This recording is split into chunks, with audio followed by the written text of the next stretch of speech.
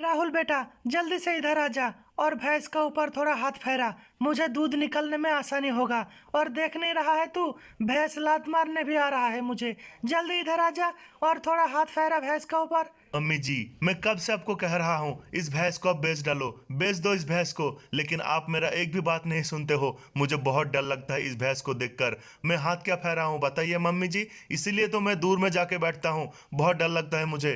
देख बेटा, डर मत, मैं हूं ना। तू थोड़ा सा हाथ फेरा भैंस का ऊपर, मुझे दूध निकलने में आसानी होगा। आ जा बेटा।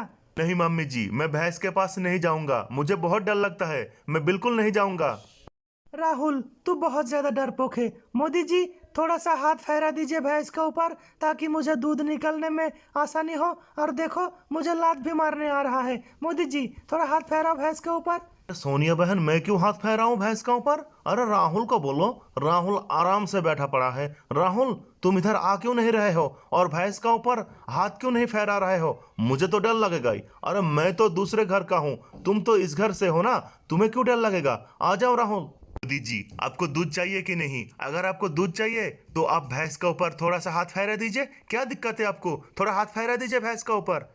राहुल, दूध तो मुझे चाहिए, लेकिन एक बात बताओ तुम राहुल, भैंस का दूध क्या मैं फ्री में ले जाता हूँ तुमसे? फ्री में ले जाता हूँ? बताओ, मैं क्यों हाथ फहराऊं भैंस का ऊपर? मुझे अगर लात मार दे तो फिर क्या होगा बताओ?